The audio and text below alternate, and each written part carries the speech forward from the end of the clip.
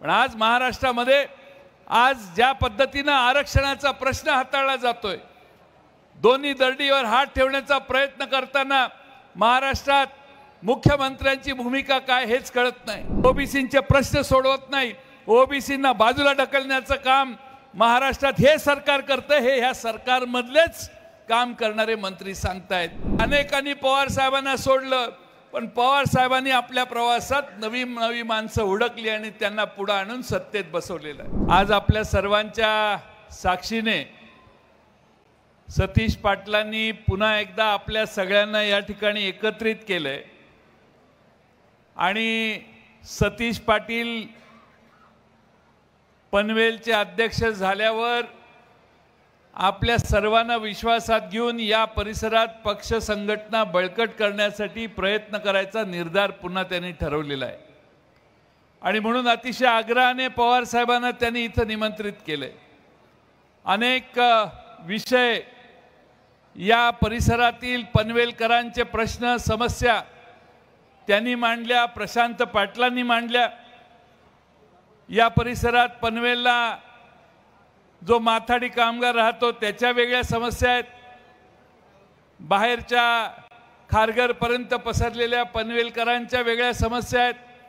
या सगळ्या समस्या सोडवण्यासाठी आपण पवार साहेबांना आज आग्रहानं साकडं घातलंय। मला खात्री आहे की पवार साहेब हळूहळू या सगळ्या प्रश्नात आपल्या सर्वांसाठी लक्ष घालतील। पण आज आपण या ठिकाणी पक्ष संघटना म्हणून एकत्रित जमलोय। महबूब शेख आणि आमच्या रोहिणीताई खडसे यांनी केलेल्या भाषणातून महाराष्ट्रात मागच्या काही काळात निर्माण झालेल्या परिस्थितीचं आकलन तुम्हा सगळ्यांना झालं असेल। पवार साहेबांनी आयुष्यभर माणसं गोळा केली। राष्ट्रवादी काँग्रेस पक्ष 25 वर्ष महाराष्ट्रात कसा वाढेल याची काळजी घेतली। आज आमच्यातनं काही लोक पक्ष सोडून बाजूला गेलेले आहेत आणि त्यामुळं महाराष्ट्रात पुन्हा एकदा सामान्य कार्यकर्ता पवार साहेबांच्या मागे छातीचा कोट करून त्यांना पाठिंबा देण्यासाठी पुढे यायला लागलेला आहे। महाराष्ट्रात ज्या ज्या ठिकाणी पवार साहेब जातात एवढीच मोठी प्रचंड गर्दी त्यांच्या स्वागतासाठी सर्व ठिकाणी होते।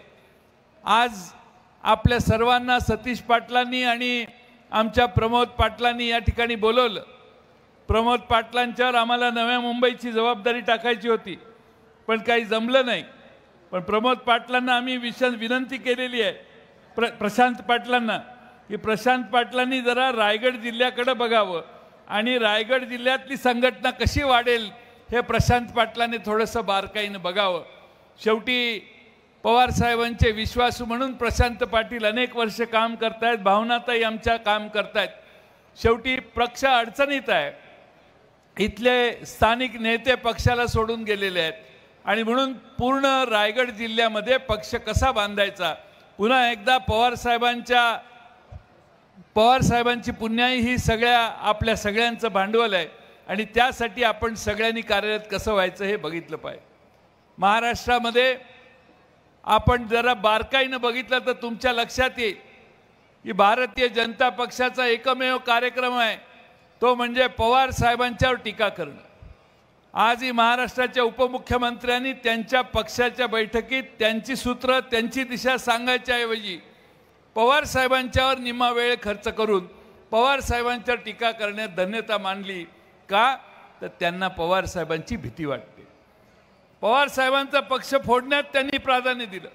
का दिलं तर पवार साहेबच भारतात फिरणारा अश्वमेध अडवू शकतात महाराष्ट्रात, याची महाराष्ट्रात आणि देशात सगळ्यांना खात्री आहे आणि म्हणून पवार साहेब हे प्रत्येक वेळेला टीकेचं लक्ष होतं आणि मग पवार साहेबांच्या विरोधी चुकीची टीका करायची, ज्या घटना झाल्या नाहीत त्या घटना सांगायच्या, कोणाच्या आरक्षणात कोणी खोडा घातला हे सांगायचा, चुकीच्या बातम्या महाराष्ट्रात पसरवायच्या। संपूर्ण महाराष्ट्रातला मराठा समाज, ओबीसी समाज यांनी पवार साहेबांनी त्यांच्यासाठी काय काय गोष्टी केलेल्या आहेत हे सगळं माहिती आहे महाराष्ट्राला।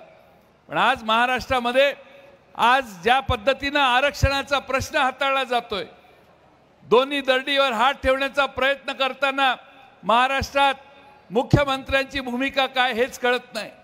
आम्ही सभागृहात देखील मागणी केली की एकमुखानं महाराष्ट्राच्या मंत्रिमंडळानं आपली आरक्षणाबद्दलची भूमिका सांगावी। तुम्ही एकाने ह्या तोंडाने बोलायचं, दुसऱ्याने त्या तोंडाने बोलायचं. तुमचा सगळा आरक्षणाचा धोरणाचा भाग काय आहे हे सांगा, ही आमची भूमिका आहे. आणि त्यासाठी राष्ट्रवादी काँग्रेस पक्ष अग्रेसर होता. महाराष्ट्राच्या विधानसभेत देखील राष्ट्रवादी काँग्रेस पक्षाच्या वतीने आम्ही हीच भूमिका मांडली. शेवटी महाराष्ट्राचे एक मंत्री उभा राहून सभागृहात सांगतात की ओबीसींच्यावर अन्याय झालेला आहे, ओबीसींना हे सरकार निधी देत नाही, ओबीसींचे प्रश्न सोडवत नाही, ओबीसींना बाजूला ढकलण्याचं काम महाराष्ट्रात हे सरकार करतं. हे ह्या सरकारमधलेच काम करणारे मंत्री सांगतायत. हे तुम्ही सगळ्यांनी लक्षात घ्या.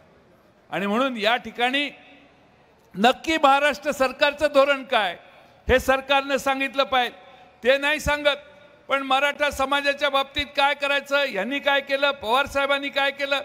पवार साहेब कायम सत्तेत नव्हते.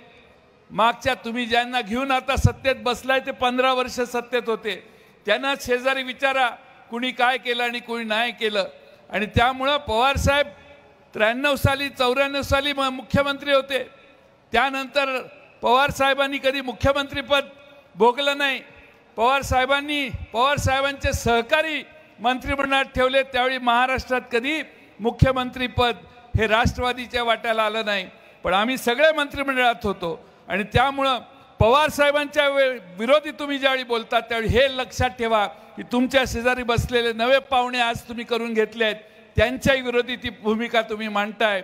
आणि मला हे आश्चर्य वाटतं की शेजारी बसलेल्यांना तरी पवार साहेबांच्या विरोधी मांडलेली भूमिका कशी पसंत पडते, कशी सहन होते, हाही आता आम्ही सगळे आणि महाराष्ट्रातली जनता विचार करत असेल. आज आपण सगळे मोठ्या संख्येने इथं आलाय. पनवेलकरांना माझी विनंती आहे, पनवेल हे रायगड जिल्ह्याचं नाक आहे. तुम्ही सगळ्यांनी मनात आणलं तर रायगड जिल्ह्यात राष्ट्रवादी काँग्रेस पक्ष अधिक भक्कम होईल. या जिल्ह्यामध्ये इंडिया आघाडीला देखील तेवढंच महत्त्व आहे. या जिल्ह्यातला शेतकरी कामगार पक्ष आपल्याबरोबर आहे. उद्धव ठाकरेंची शिवसेना आपल्याबरोबर आहे. आपण तिन्ही पक्ष एकत्रित म्हणून एकसंघपणाने काम केलं तर मला खात्री आहे की या जिल्ह्यातल्या सर्व विधानसभेच्या जागा आणि लोकसभेची जागा ही आपण नक्की विजयी करू शकतो. आणि त्यासाठी तुम्हा सगळ्यांचं समर्थन पाहिजे. वेळ बराच झालाय, पवार साहेबांनाही पुण्याला जायचंय आणि म्हणून मी जास्त वेळ घेत नाही. पण आज प्रशांत पाटील यांना माझी विनंती आहे. कुठे गेले प्रशांत पाटलांना विनंती आहे की सगळा रायगड जिल्हा पिंजून काढा. आम्ही पवार साहेबांची ताकद तुमच्या मागे आहे आणि तुम्ही या ठिकाणी सगळ्यांना संघटित करा. त्याचबरोबर आमचे सुरेश टोकरे रायगड जिल्ह्याचे अध्यक्ष आहेत. त्यांनीही कुणी कर्जतची लोक गेली असतील, काही काळजी करू नका. पवार साहेबांचा आयुष्यातला सगळ्यात मोठा गुण हे आहे की अनेकांनी पवार साहेबांना सोडलं, पण पवार साहेबांनी आपल्या प्रवासात नवी माणसं हुडकली आणि त्यांना पुढे आणून सत्तेत बसवलेलं आहे. आज महाराष्ट्र पवार साहेबांच्यावर उगाच प्रेम करत नाही. महाराष्ट्रातला शेतकरी असेल, माथाडी कामगार असेल, कोणत्याही क्षेत्रात गेलेला माणूस असेल, त्या माणसाला माहिती आहे की पवार साहेबच महाराष्ट्रातले प्रश्न सोडवू शकतात, समजू शकतात. त्या प्रश्नांना न्याय देण्याची ताकद जर महाराष्ट्रात कुणात असेल तर ती शरद पवार साहेबांच्याकडे आहे. वय किती झालं हा प्रश्न महत्त्वाचा नाही. आजही आणखीन दुसऱ्या कार्यक्रमाला जायची तयारी होती त्यांची. आज 2 कार्यक्रम संध्याकाळी करतो म्हणत होते. पण शेवटी महाराष्ट्रात अथकपणाने परिश्रम कसे करायचे याचा आदर्श पवार साहेबांनी महाराष्ट्रात 50 वर्षात महाराष्ट्रातल्या नव्या कार्यकर्त्यांना घालून दिलेला आहे. मला खात्री आहे की आपल्या सगळ्यांच्या आशीर्वादाने, पवार साहेबांच्या ताकदीनं या जिल्ह्यात आपण आपला पक्ष संघटितपणाने वाढवूया. तुम्हा सर्वांच्या वतीनं मी पवार साहेबांना विश्वास देतो की या जिल्ह्यात पुन्हा ताकदीनं हा पक्ष वाढवण्याचं काम पवार साहेबांच्यावर विश्वास ठेवणारे, श्रद्धा ठेवणारे त्यांचे सगळे सहकारी करतील. आज मला या ठिकाणी सतीश पाटील यांनी येण्याची आग्रहानं बोलवलं, त्याबद्दल त्यांचे मी मनपूर्वक आभार मानतो आणि मी माझे भाषण पूर्ण करतो. धन्यवाद.